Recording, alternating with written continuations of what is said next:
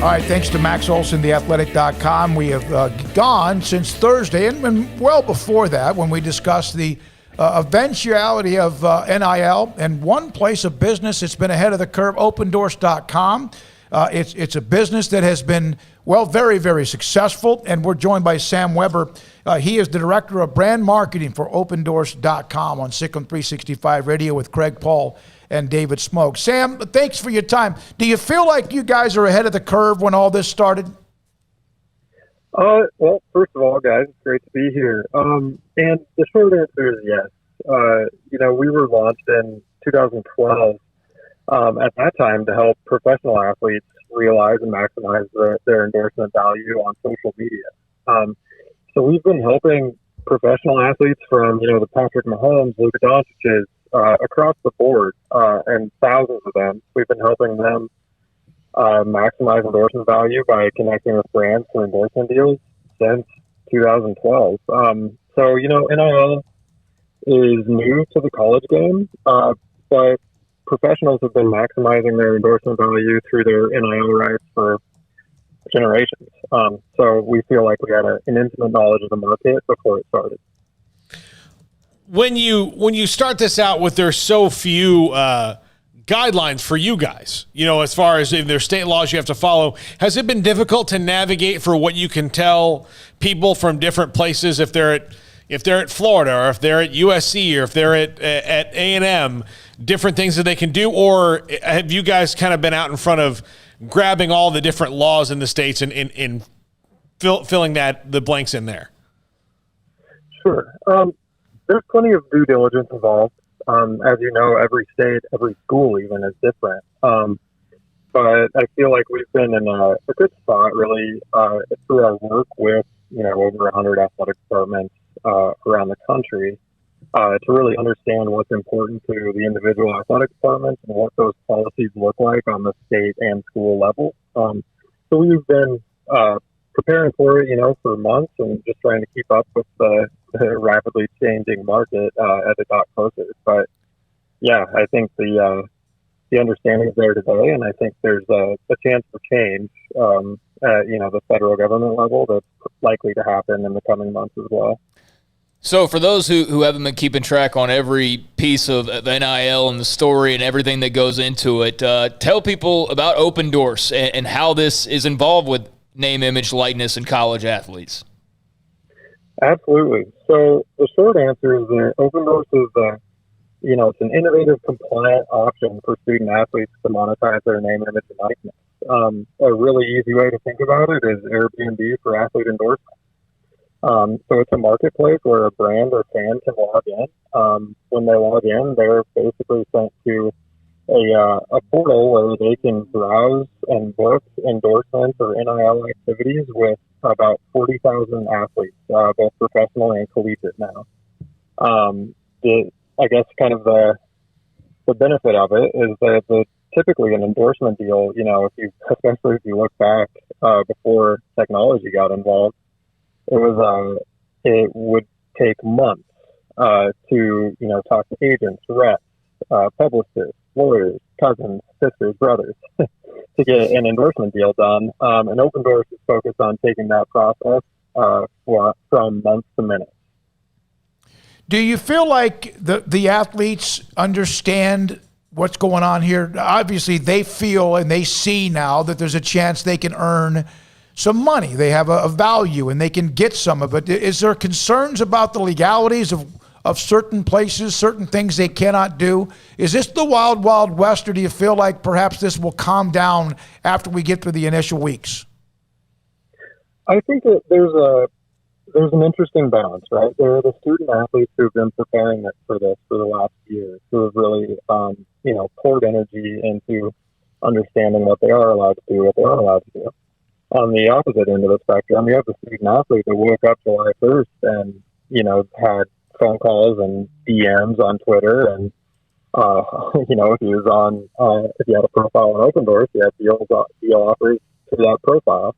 And didn't know what was allowed, what wasn't. And that's, I think it's the market's responsibility, it's the school's responsibility to provide the education necessary to keep the athletes safe.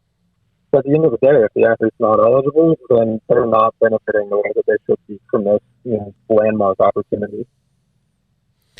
What kind of things do most athletes initially? What kind of endorsements are they getting right now?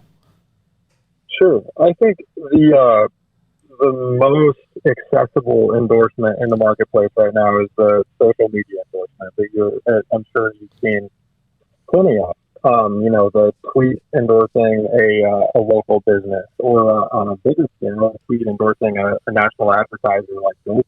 And they were one of the first to really come through, and they made an offer to every student athlete in the country who was signed up on Opendorse about a $50 offer that they can eventually earn more from to just send out a tweet promoting GoPuff as a brand and promoting signups.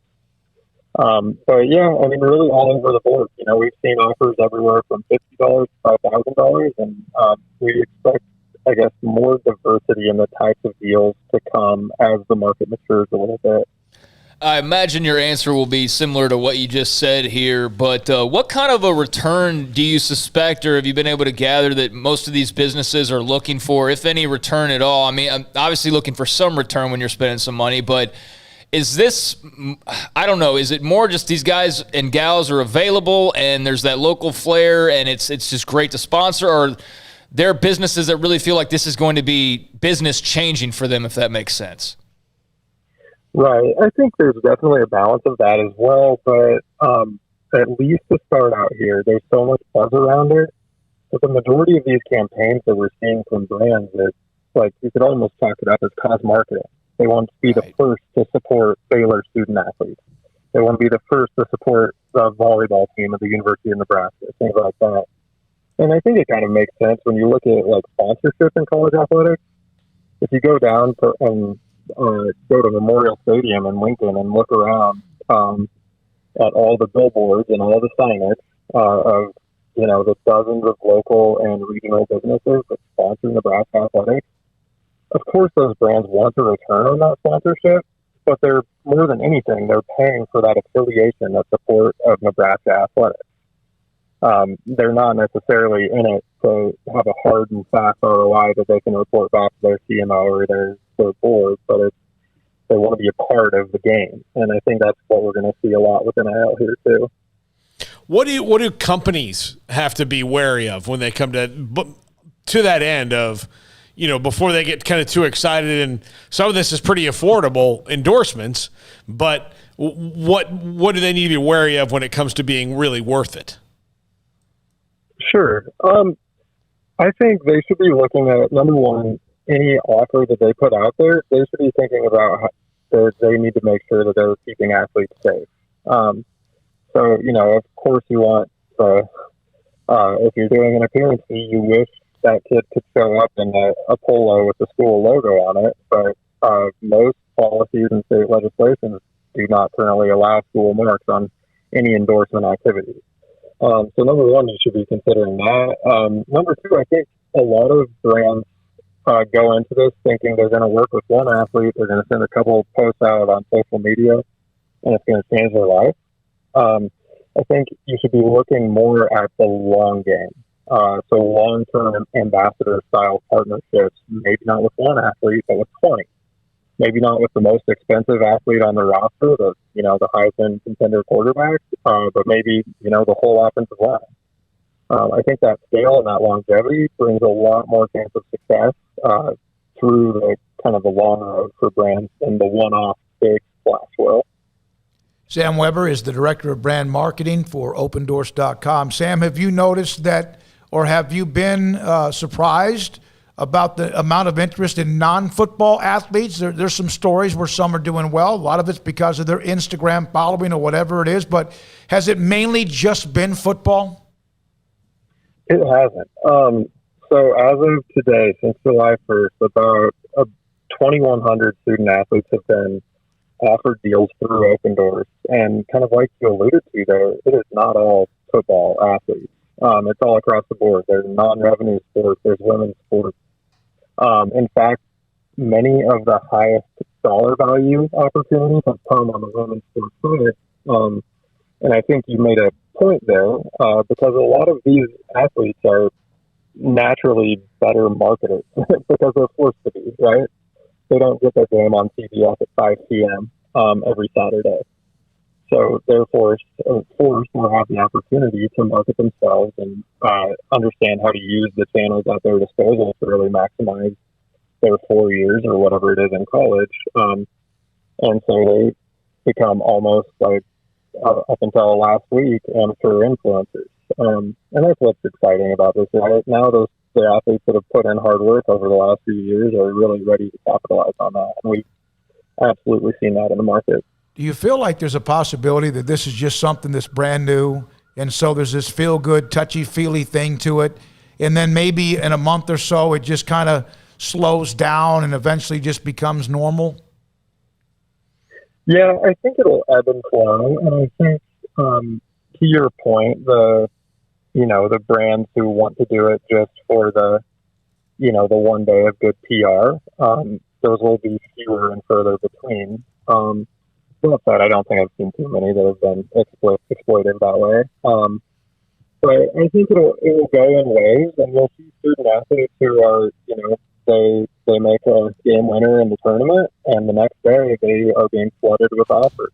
Or you'll see a student athlete that maybe they're supporting a cause on campus that gets national recognition. The next day they're going to have opportunities that maybe they can bring more dollars or more eyeballs to those causes, and then that'll result in a stronger brand for them and more opportunities down the line. So, maybe the big splash of these last few days is, I don't know how much longevity there is in that, but I think the NIL market's here to stay, and you're going to see a lot of student athletes get very real support and in the form of, a serious amount of money.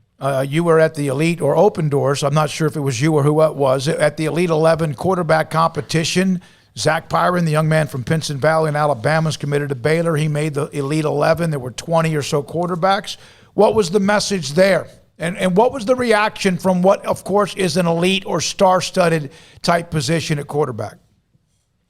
Right. So I was not able to be on the trip. Our CEO and head of brand marketing was down there. But what I could gather from them is that this is a group of young men who are incredibly prepared and understand the opportunity that is going to be available to them in a few short months. They're obviously at a competition, and we're very focused on that. But I guess the message to them is we were offering curriculum, essentially helping to teach them how to build, protect, and understand the power of their personal brands and what the value is going to be for them at the next level. So they understand what their value is. They can maximize that and ultimately protect it, to stay eligible, and to make the most of their opportunity. But yeah, there's a group of kids that's excited about what's next and excited about the legislation that is coming through, and I think they're going to be in as good a position as anyone to monetize that. Sam, thank you very much for your time. I love what you guys are doing. It's a massive undertaking. If you go to opendorse.com and you click on all the various links, and it will take you to information and get yourself basically like it's those job search places in a way, in the case of NIL for student athletes. Is that a good analogy? Yeah, that's good. It's your personal listing, right? Mm-hmm. If you want to rent your house, you list it on Airbnb. If you want to get an endorsement, you list your profile on Opendorse. Thank you for your time, Sam Weber, Director of Brand Marketing for Opendorse.com, with us on SicEm365 Radio.